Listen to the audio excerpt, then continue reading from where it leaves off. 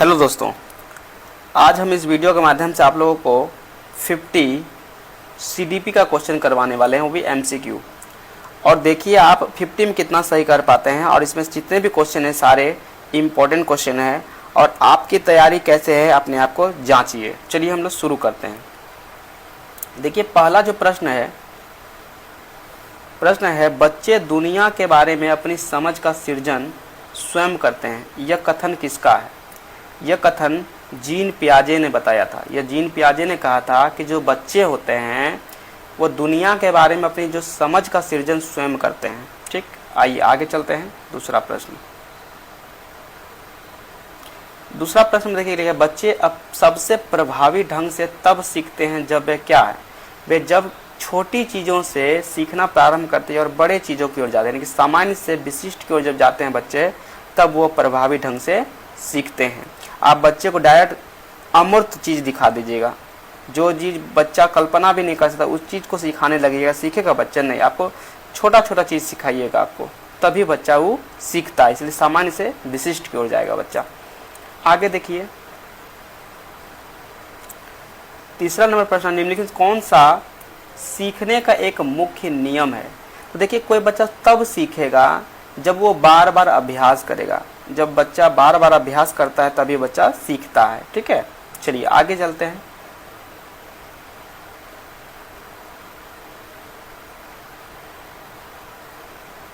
चौथा नंबर प्रश्न, बच्चे के सोचने की प्रक्रिया में जिज्ञासा का क्या महत्व है? तो देखिए जिज्ञासा का सीधा मतलब यह होता है कि जब बच्चा आपसे क्वेश्चन पूछने लगता है, क्या और क्यों का क्वेश्चन पूछने लगे, तो बच्चा इसका मतलब क्या है? बच्चे के अंदर में क्या है? क्यूरियोसिटी है, मतलब जिज्ञासा है। तो इसका आंसर क्या है? जब बच्चा जिज्ञासु होता है वह अन्वेषण, एक्सप्लोरेशन को बढ़ावा देता है। वो चीज़ों को सीखने के लिए पूछेगा, आपसे प्रश्न करेगा। जिज्ञासा जो बच्चा होता है वो प्रश्न करना स्टार्ट करने लगता है। यह आपका बी नंबर ऑप्शन हो जाएगा। चलिए आगे चलते हैं।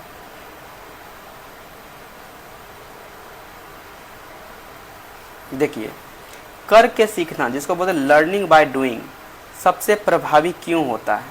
यह सबसे प्रभावी इसलिए है क्योंकि बच्चा जो होता है, क्योंकि बच्चा इसमें क्या होता है? सक्रिय रूप से शामिल होते हैं। करके सीखने में बच्चा इसमें स्वयं काम को करता है, इसलिए बच्चा इसमें ज़्यादा सीखता है, प्रभावी तरीके से सीखता है। ठीक है, तो ऑप्शन नंबर बी। चलिए आइए आगे चलते हैं। 6 नंबर ऑप्शन चलते हैं। 6 नंबर क्वेश्चन में क्या कहता है कि पियाजे के अनुसार बच्चा किस अवस्था में प्रतीकात्मक खेल, यानी कि सिंबॉलिक प्ले, उनको यह पता चल जाता है कौन सा खेल क्या खेलना है, उसे ये पता चलने लगता है। तो किस अवस्था में? तो पूर्व संक्रियात्मक अवस्था में बच्चा, मतलब कि 2 से लेकर 7 साल का एज होता है पूर्व संक्रियात्मक अवस्था। इसमें बच्चा क्या होता है? प्रतीकात्मक खेल, मतलब सिंबॉलिक प्ले करने लगता है। चलिए आगे चलते हैं। 7 नंबर, वाइगोटस्की के अनुसार बच्चों को सीखने में किसकी भूमिका सबसे महत्वपूर्ण? तो वाइगोटस्की ने क्या कहा था? समाज में बच्चा समाज से अंतःक्रिया करके सीखता है, मतलब सामाजिक अंतःक्रिया का सिद्धांत भी दिया था इन्होंने, वाइगोटस्की ने। चलिए आगे चलते हैं। 8 नंबर प्रश्न। 8 नंबर प्रश्न क्या था? सीखने की प्रक्रिया में त्रुटियां। देखिए बच्चा एरर जब तक नहीं, त्रुटियां इसके लिए क्या है? बच्चों के लिए त्रुटियां जो है, गलतियां जो है बच्चे के लिए स्वाभाविक है। बच्चा जब तक गलती नहीं करेगा तब तक वो सीखेगा नहीं। तो सीखने में बच्चा का गलती बहुत महत्वपूर्ण होती है। यह सीखने का एक क्या है? स्वाभाविक हिस्सा है। ऑप्शन नंबर सी। 9 नंबर, छोटे बच्चे वस्तुओं को उलट पलट कर क्या करने की कोशिश करता है? बताइए आप। बच्चे देखिएगा कोई भी चीज़ उलट पलट करके उसको जानने का प्रयास करेगा, उनका अन्वेषण कर रहा है बच्चा, उनका अन्वेषण कर रहा है, उसको समझने का प्रयास करता है ये चीज़ क्या चीज़ है। ठीक है, चलिए आगे चलते हैं। क्वेश्चन नंबर 10, सार्थक अधिगम, जिसको बोलते हैं मीनिंगफुल लर्निंग, क्या होता है? तो मीनिंगफुल लर्निंग का सीधा मतलब क्या होता है कि निजी अनुभव, जो उनका प्राइवेट अनुभव है, निजी अनुभव है, उनके ज्ञान की संरचना का सक्रिय निर्माण करता है।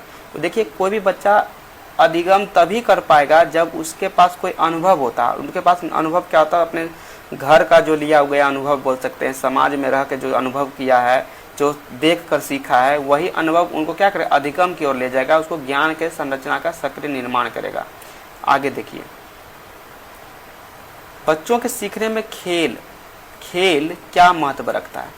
सीधा बात है, बच्चे का जो खेल होता है, खेल में क्या होता है, सामाजिक कौशल का विकास भी होता है और संज्ञानात्मक विकास होता है, कॉग्निटिव डेवलपमेंट भी होता है और सोशल डेवलपमेंट भी होता है बच्चा में। इसलिए खेल बहुत जरूरी है। इसलिए बच्चा जब कोई खेलता है तो उसको खेलने दिया करें।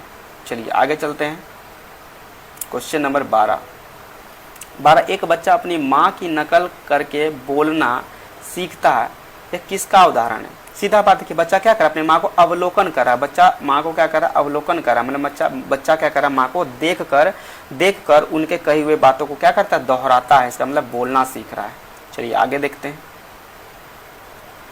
देखिए इसके फोल्डिंग जो होता है, इसके फोल्डिंग का अर्थ क्या होता है? इसके फोल्डिंग का मतलब सीधा होता है एक तरह का सहारा, एक तरह का बच्चों को हम टेम्प्रोरी हेल्प जब करते हैं, बच्चों को टेम्प्रोरी हेल्प करते हैं, मतलब सीखने में वयस्क के द्वारा, वयस्क मतलब जो बच्चा से ज़्यादा जानते हैं, ठीक है, उनके द्वारा दी गई अस्थायी सहायता, टेम्प्रोरी हेल्प को हम लोग क्या कहते हैं, इसके फोल्डिंग कहते हैं। चलिए आइए देखते हैं, आगे चलते हैं। आगे देखिए प्रश्न बोला है कि बच्चे अमूर्त एब्स्ट्रैक्ट रूप से सोचना कब शुरू करता है? एब्स्ट्रैक्ट मतलब देखिए बच्चा कब बड़ा हो चुका है, बच्चा किशोरावस्था पार हो चुका है, किशोरावस्था के करीबन एज में आ चुका है बच्चा, ठीक है। तो बच्चा कब ऐसा करता है, अमूर्त चीज़ों के बारे में सोचना कब शुरू करता है, वैज्ञानिक तरीके से बच्चा सोचना कब शुरू कर देता है? तो यह किशोरावस्था के दौरान बच्चा सोचना शुरू करता है। आइए अगला 15 नंबर चलते हैं। 15 में क्या, अधिगम मुख्य रूप से क्या है? अधिगम क्या है बताइए? व्यवहार में अधिगम का मतलब सीधा होता है आप कुछ सीख रहे हैं, और बताइए आप सीखने के बाद आप क्या करिएगा, आपके व्यवहार में, आपके बिहेवियर में क्या करिए, चेंज ना करिएगा। तो व्यवहार में अपेक्षाकृत अस्थायी परिवर्तन को हम लोग क्या कहते हैं, अधिगम कहते हैं। चलिए आगे चलते हैं। 16 नंबर, बच्चे अपनी समस्या का समाधान कैसे निकालते हैं?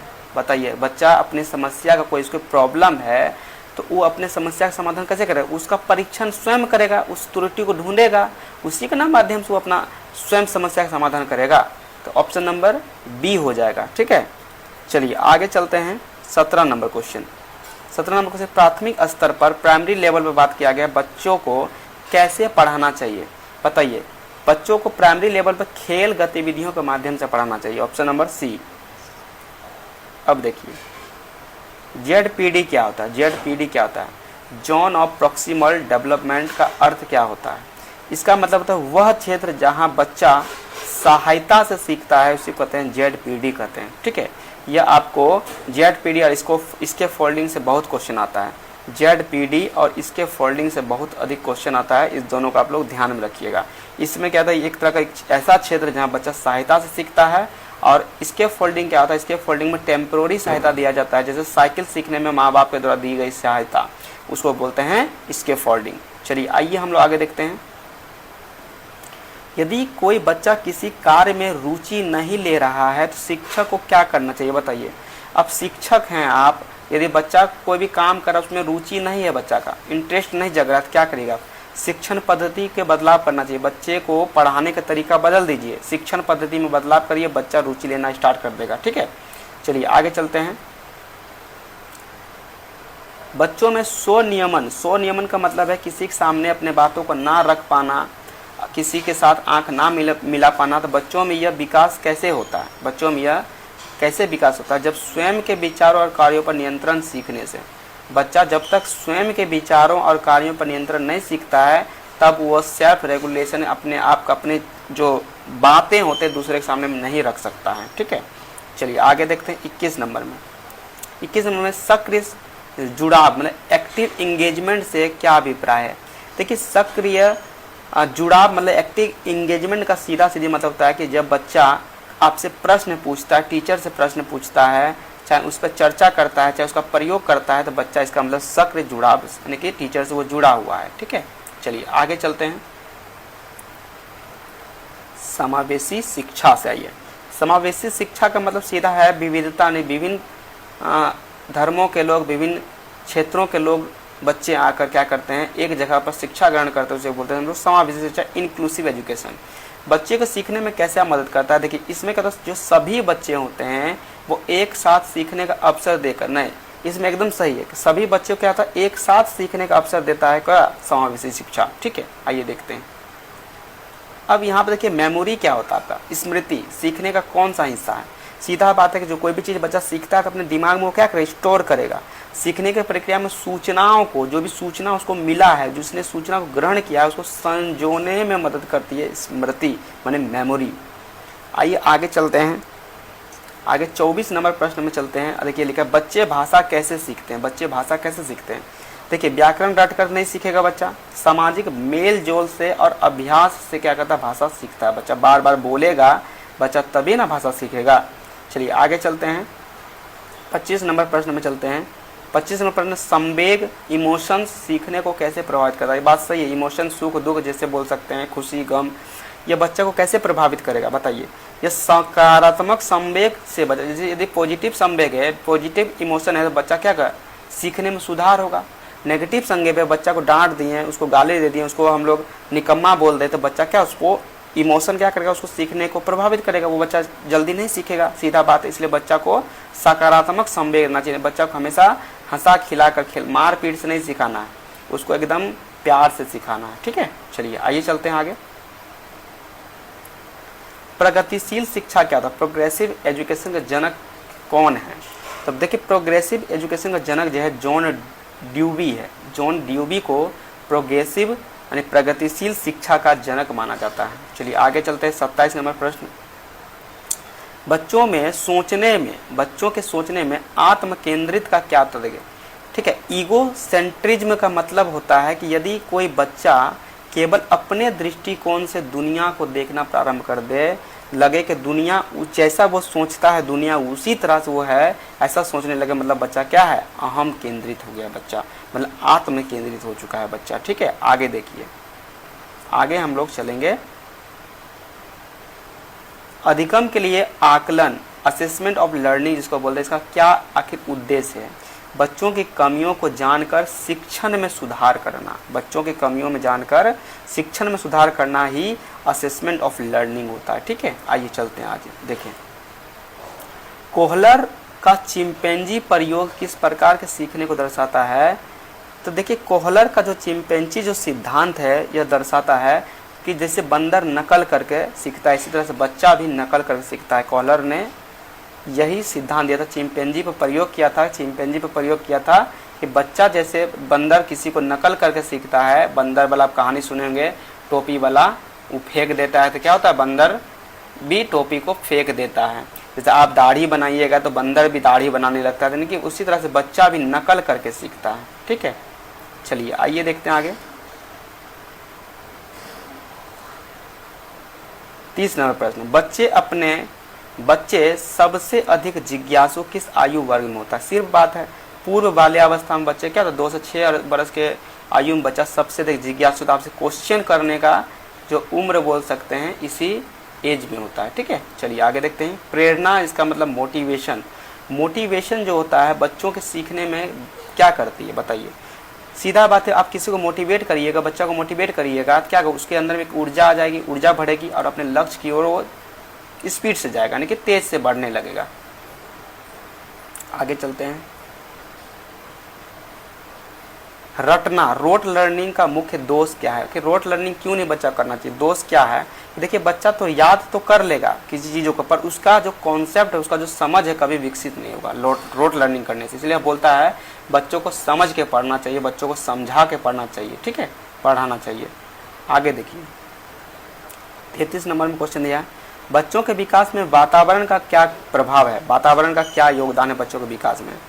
सीधा बात है कि वातावरण क्या होता है, अनुभवों के माध्यम से सीखने का एक अवसर। वातावरण है, इसको देखिए, बच्चे को जहाँ पे अधिक बच्चे पढ़ते हैं, जहाँ पे समाज अच्छे होता है, बच्चा को वहाँ पर रखिए, बच्चा को बोलना नहीं पड़ेगा पढ़ने के लिए, बच्चा ऑटोमेटिक पढ़ेगा। इसलिए बोलता है वातावरण बहुत जरूरी है, ठीक है। वातावरण देने से क्या होगा, उसका अनुभव के माध्यम से बच्चा क्या होता है, सीखने को उसको एक अवसर मिलने लगता है, ठीक है। चलिए आगे देखते हैं 34 नंबर, अधिगम की अभ्यास की अवस्था में क्या होता है? अधिगम की अभ्यास की अवस्था में बच्चा सीखे हुए कार्य को क्या करता है, अभ्यास का मतलब बार बार दोहरा कर पक्का करता है, मतलब पूरा उसका क्या होता है, एकदम बच्चा का जो है ना वो चीज़ जो है एकदम बैठ जाता है दिमाग में, क्या करने से, बार बार अभ्यास करने से। आइए आगे चलते हैं, देखिए टीचिंग लर्निंग मेथड जिसको बोलते हैं TLM, शिक्षण अधिगम सामग्री। ठीक है, अब यहाँ पर देखते हैं इसका क्या मतलब होता है, उपयोग क्यों किया जाता है, आखिर बताइए इसका उपयोग क्यों किया जाता है। तो टीएलएम का उपयोग इसलिए करते हैं ताकि सीखने को सरल बना सकें, रोचक बना सकें और प्रभावशाली बना सकें। ठीक है, ऑप्शन नंबर बी। आगे देखिए 26 नंबर में क्या कहा गया है, खोज विधि, डिस्कवरी मेथड क्या है। खोज विधि में कहते हैं स्वयं बच्चा क्या करेगा, स्वयं बच्चा तथ्यों को ढूंढता है और सीखता है। चलिए आगे चलते हैं 37 नंबर प्रश्न। 37 नंबर प्रश्न में क्या कहता है, एक बच्चा पेंसिल पकड़ना सीखने से पहले कूदना सीखता है। यह विकास के किस सिद्धांत को दर्शाता है, तो यह है समीप दूराभिमुख, प्रोक्सीमोडिस्टल का मतलब सीधा होता है, बच्चा का जो विकास होता है वो केंद्र से परिधि की तरफ होता है। ठीक है, केंद्र से बाहर की तरफ बच्चों का क्या होता है, विकास होता है। मतलब सीधा बात करें, ठीक है, तो केंद्र से विकास होने का सीधा मतलब है देखिए प्रोक्सीमोडिस्टल प्रिंसिपल आपको क्या समझाता है, ये प्रोक्सीमोडिस्टल जो प्रिंसिपल आपको क्या समझाता है। प्रोक्सीमोडिस्टल प्रिंसिपल समझाता है कि बच्चा का जो विकास सबसे पहले रीढ़ का विकास होगा। ठीक है, बच्चा का पहले धड़ का विकास होगा, उसकी बाद ही बच्चा में उंगली का विकास होगा, पैर का विकास होगा, चाहे पंजों का विकास होगा। ठीक है, चलिए, और इसी मतलब देखिए सेफ्लाकोडल का सीधा मतलब होता है बच्चों का विकास जो तो सिर से पैर के होगा। पहले बच्चा का विकास कहाँ होगा, सिर के तरफ से होगा। सिर होगा मतलब बच्चा सबसे पहले अपने सिर को हिलाना सीखेगा, उसके बाद बच्चा अपने मतलब कि बैठना सीखेगा, फिर बच्चा दौड़ना सीखेगा, इसी को बोलते हैं सेफ्लाकोडल। ठीक है, ये दोनों से क्वेश्चन बहुत इंपॉर्टेंट है, दोनों से क्वेश्चन आया जाता है, पर ऑप्शन क्या हो जाएगा मेरा बी हो जाएगा। ठीक है, चलिए आगे देखते हैं 38 नंबर क्वेश्चन देखते हैं, व्यक्तिगत भिन्नता का अर्थ क्या है। हर बच्चों के सीखने की गति और तरीका क्या होता है, अलग होता है, इसी को कहते हैं व्यक्तिगत भिन्नता। 39 नंबर में देखते हैं प्रश्न, मूर्त वस्तुओं से सीखना बच्चों के लिए क्यों आसान होता है। देखिए मूर्त वस्तु मतलब बच्चा क्या करता है, स्वयं उसको देख पाता, छू पाता है, क्योंकि बच्चा उसको छू पाता है, देख पाता है, इसलिए बोलते हैं मूर्त वस्तुओं से सीखना आसान होता है बच्चों के लिए। आगे देखिए 40 नंबर समूह में सीखना ग्रुप लर्निंग क्यों अच्छा होता है, क्योंकि इसमें क्या कहता है बच्चा एक दूसरे के सहयोग से और चर्चा से बेहतर सीखते हैं। ठीक, आगे देखिए, अब यहाँ पर लिखा है कि बुद्धि के बहुआयामी सिद्धांत का सुझाव किसने दिया था, यह हार्वर्ड गार्डनर ने दिया था। किसने दिया था, हार्वर्ड गार्डनर ने यह बात दिया था, बुद्धि के बहुआयामी सिद्धांत। आगे देखते हैं 42 नंबर क्वेश्चन की ओर, बच्चों के सोचने की प्रक्रिया में तर्क रीजनिंग का विकास कब हो जाता है। देखिए बच्चा का तर्क मतलब रीजनिंग का विकास कब होता है, 7 से 11 वर्ष की अवस्था में बच्चा में क्या होता है, तर्कन करना स्टार्ट कर देता है, बच्चा अब तर्क करने लगता है किसी चीज़ों पर। ठीक है, वो भी किस चीज़ पे, तो मूर्त वस्तुओं पर वो तर्क करना स्टार्ट कर देता है। आइए आगे चलते हैं, अधिगम अक्षमता मतलब कि लर्निंग डिसेबिलिटी क्या है, डिसलेक्सिया क्या है, एक लर्निंग डिसेबिलिटी है। आगे देखिए पुरस्कार में रिवॉर्ड जिसको बोलते हैं हम लोग, एक तरह का बोल सकते हैं रिवॉर्ड क्या है, सीखने पर क्या प्रभाव डालता है। तो जो रिवॉर्ड है वो रिवॉर्ड जो है सीखने पर एक तरह का बाहरी अभिप्रेरणा होती है, बच्चों में एक तरह का मोटिवेशन होती है। ठीक है, ये एक तरह का बच्चों में मोटिवेशन होता है कि उसको यदि हम बच्चा को कोई चीज़ करवाना चाहते हैं, हम बोल के आज तुमको पुरस्कार देंगे तो आप ये चीज़ करिए, तो बच्चा देखना करने लगेगा। ठीक है, चलिए आगे देखते हैं 45 नंबर क्वेश्चन में चलते हैं, शिक्षकों को कक्षा में बच्चों के पूर्व ज्ञान का उपयोग करना चाहिए, एकदम करना चाहिए। देखिए पूर्व ज्ञान का उपयोग क्यों करते हैं हम लोग, ताकि बच्चे नए ज्ञान को जोड़ने के लिए करना चाहिए उसके पूर्व ज्ञान का उपयोग। आगे चलते 46 नंबर प्रश्न। 46 नंबर प्रश्न में क्या कहता है, बच्चे स्वयं निर्देशित मतलब सेल्फ डायरेक्टेड कब होते हैं। ऐसा हुआ बच्चा कब होगा, जब वे खुद अपना लक्ष्य तय करते हैं और उसे पाने का प्रयास करते हैं, उसी को बोलते हैं स्वयं निर्देशित मतलब सेल्फ डायरेक्टेड करना। यह कब ऐसा होगा, किशोरावस्था वगैरह में होता है। ठीक है, आइए चलते हैं आगे देखिए प्रश्न है, सामाजिक अधिगम का सिद्धांत किसने दिया था। देखिए सामाजिक अधिगम का सिद्धांत दिया था, पर सामाजिक संस्कृति का सिद्धांत किसने दिया था, तो वह दिया था ले बायोटेस्की ने दिया था। पर सामाजिक अधिगम का सिद्धांत पूछेगा तो अल्बर्ट बंडूरा दिया था, अल्बर्ट बंडूरा। ठीक है, आगे चलिए 48 नंबर प्रश्न चलते हैं। 48 नंबर प्रश्न बोला, बच्चे के मानसिक विकास के लिए क्या आवश्यक है। सीधा बात है। तो बच्चा का यदि मानसिक हमको विकास करना है तो उसको चुनौतीपूर्ण और प्रेरक वातावरण देना होगा, तब उसी का मानसिक विकास होगा, अन्यथा नहीं होगा। 49 नंबर प्रश्न देखिए, रचनात्मक क्रिएटिविटी का संबंध किससे है? रचनात्मकता मतलब क्रिएटिविटी का संबंध किससे है? सीधा है अपसारी सोच से है। क्रिएटिविटी का संबंध किससे है? अपसारी सोच से है। ठीक है, डाइवर्जेंट थिंकिंग से है। ठीक है, चलिए आगे चलते हैं 50 नंबर की ओर। 50 नंबर में क्या दिया है? एक सफल शिक्षक वह है जो क्या करता है? बच्चों के सोचने और सीखने के तरीके को समझता है कि बच्चा कैसे सोचता है, बच्चा कैसे सीखता है। यदि टीचर उसको समझ रहा है तो वह एक सफल टीचर है, अन्यथा वह सफल टीचर नहीं है। देखिए आपको वीडियो कैसा लगा कमेंट करके जरूर जवाब दीजिए, और कमेंट में बताइएगा आपको 50 में कितना प्रश्न सही हुआ है। ठीक है, तभी आपका तैयारी पता चलेगा आप कितना तैयार हैं CDP के लिए। और एक रिक्वेस्ट है कि आप प्लीज़ लाइक और शेयर जरूर कर दीजिएगा, और होगा तो आप इसको सब्सक्राइब भी कर लीजिएगा। ठीक है।